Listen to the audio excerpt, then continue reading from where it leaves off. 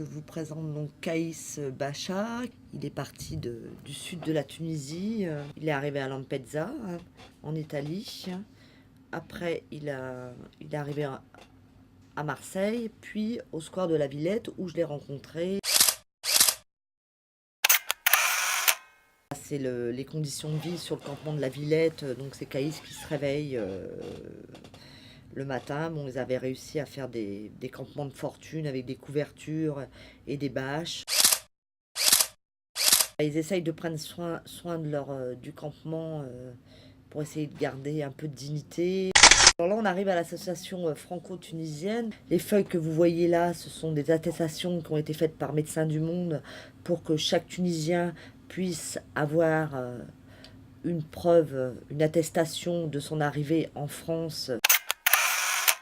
Kaïs, avec un médecin à la permanence de Médecins du Monde, il a été vraiment très marqué par son passage en bateau. Il est parti principalement parce que son père était gravement malade d'un cancer. Comme là-bas, en Tunisie, il n'y a pas l'accès aux soins et que ça coûte très très cher, ils ont été ruinés pour pouvoir payer les médicaments à son papa, qui d'ailleurs est décédé. Et il est parti.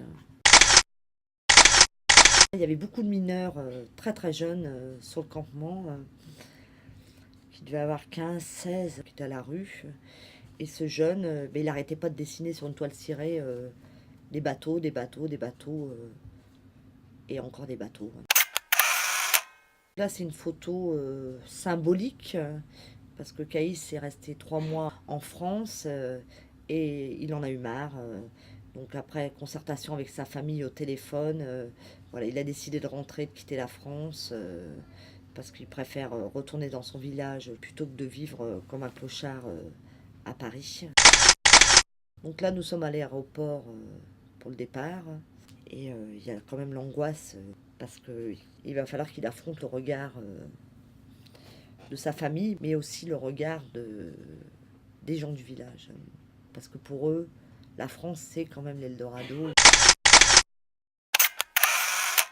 Pour moi, cette photo, elle traduit la liberté. Quand j'ai appuyé, c'est à ça que j'ai pensé. C'est un bateau qui relie Djerba à la zone vraiment sud de la Tunisie. Nous arrivons donc au village de Kaïs, donc, qui est un petit village entre Gabès et Sfax, sur une route nationale.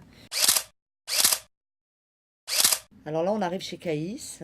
Donc là, la dame qui est à côté, c'est sa maman, Fatma.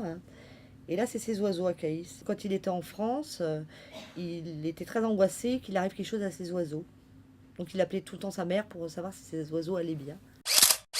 Donc là, c'est un peu toute la famille, dont ses 3 frères. Nourdine et Sofiane, qui sont tous les 2 diplômés, l'un de chimie et l'autre en électricité. Kaïs, c'est le soutien de famille depuis que son père a eu un cancer. Donc c'est lui qui a payé toutes les études de ses 2 frères. Et comme beaucoup de jeunes dans le sud de la Tunisie, ils sont tous les 2 au chômage. Dans le village, il n'y a pas le tout à l'égout. Donc il y a un gros problème avec l'eau. Donc là, il avait essayé de mettre une pompe pour essayer d'avoir l'eau qui est reliée au puits. Et le fait que ce soit un chef de famille, il gère beaucoup de choses, Kaïs. Donc là, il est avec ses neveux et ils discutent. Parce que des fois, ils sont pas sages, donc il faut mettre un peu les pendules à l'heure. Ils dorment tous dans une pièce.